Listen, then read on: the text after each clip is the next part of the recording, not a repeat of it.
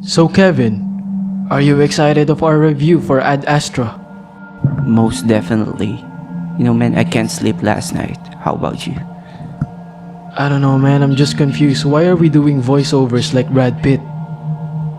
I don't know, it looks pretty cool.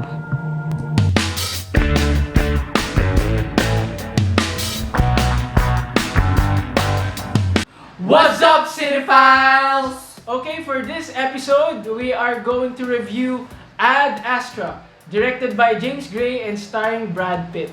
In Ad Astra, Brad Pitt plays Roy McBride, an astronaut who goes after his father, Clifford McBride, played by Tommy Lee Jones. This film is set in the near future, and I don't know, is the year mentioned? I don't think It's so. not, it's not. But it's a near future.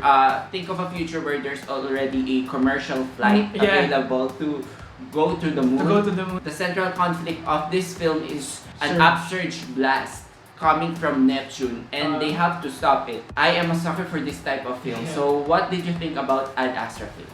I absolutely adored this movie. Watching this movie made me feel so bad that I wasn't watching on IMAX because this just has one of the best shots of the year. Shot per shot, frame per frame, it's almost like a Terrence Malick film.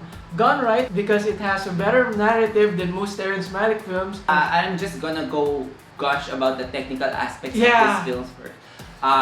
First of all, I've seen this in Dolby, and Okay. I have to say that the sound design, the musical scoring is just impeccable. This is scored by Max Richter, I think the same musical score for Arrival. This has a less pulse-pounding sound, but it works well with the film because film has a subtle approach. This film really feels introspective. It starts with a voiceover from Brad Pitt. It feels intimate in a way that you get a lot of close-up shots from his face. I like to think this film as another Oscar vehicle for Brad Pitt's performances. But unlike Leonardo DiCaprio's performance in The Revenant, where he won a Best Actor award, where he's shown a lot of rage, desperation, Brad Pitt falls on the opposite side of the spectrum, where his character is a composed, chill, and almost emotionless, but he manages to deliver the emotional beats needed. Part in due helped by the voiceovers, the musical scoring. What do you think about Brad Pitt's performance? Brad Pitt's performance here is actually very similar to Ryan Gosling's performance in Drive. Okay. If you've seen Drive, it's very subtle. He doesn't show a lot of emotions. But I just want to get this out of the way first.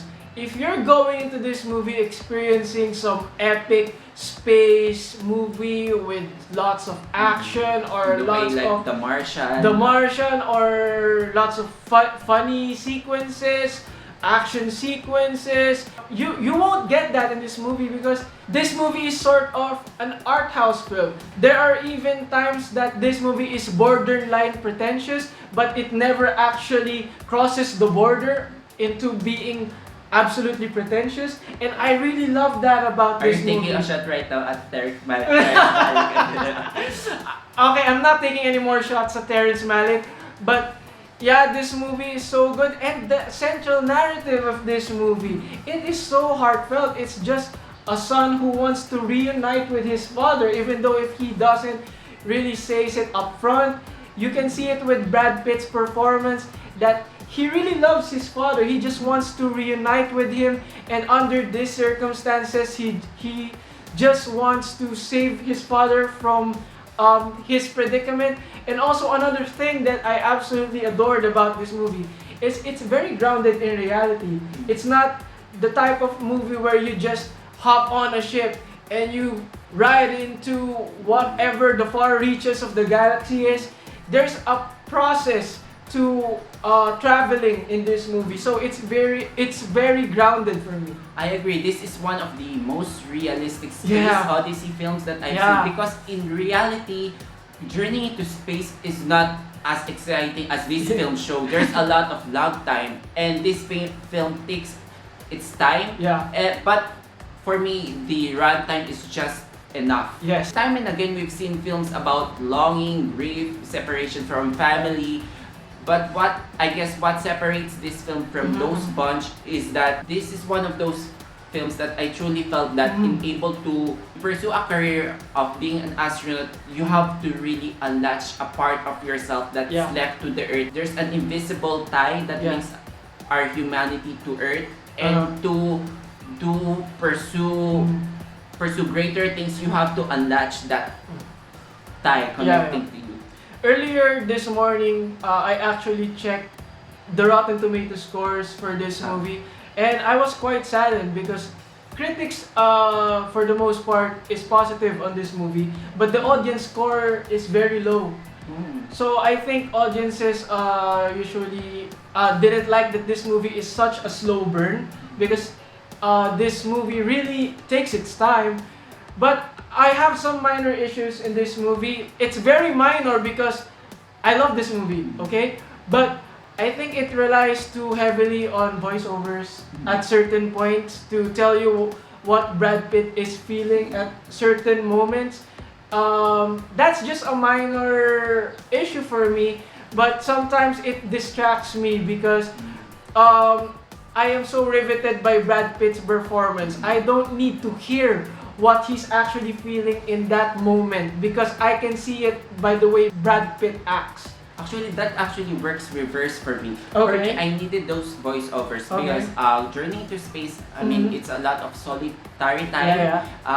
So to hear those thoughts, in a way, you're helping the audiences to connect, because not every audience is on the same level with what is the filmmaker trying to say, and those voiceovers really help to bridge those insights that that the filmmaker is trying to say. But throughout the film, we have a lot of psych evaluations. Yeah. Those are the scenes that came more natural to me. Yeah. Tommy Lee Jones is here for just a short amount of Yeah. time, but he still delivers a heartfelt performance without spoiling anything. Although they are father and sons, they have completely changed by this experience, their experiences as an astronaut in such a different ways.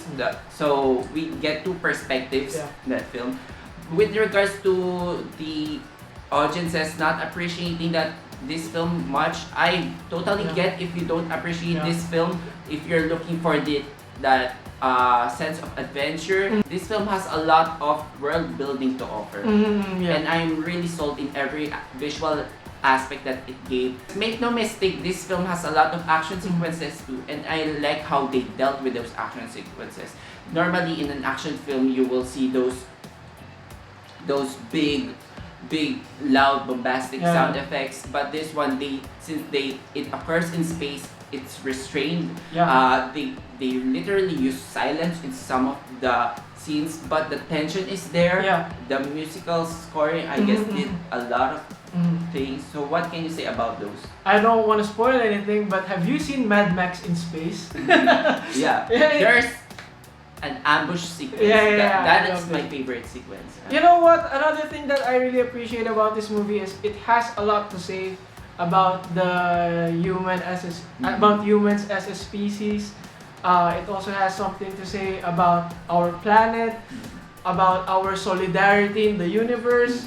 Especially the ending of this movie, I left the theater feeling somewhat uplifted. I am personally shell-shocked upon the credits. Yeah, I wanted to stay more. I Yeah, wanted yeah. to inhabit Yes. imbibe the atmosphere more of this film. Like, I want to experience all over it again. I mean, you can watch an Oscar caliber film like Parasite, watch it on a laptop and you're going to appreciate. But this film really deserves to be seen on the cinema because this is a whole emotional experience. Yeah, see it on the biggest screen you can watch it on. Go for I IMAX. suggest, go for IMAX. The film just shows that it's tough being an astronaut to pursue those things for the greater good of the mankind, but at the same time, it's also tough to be human because those two things fall on different spectrum.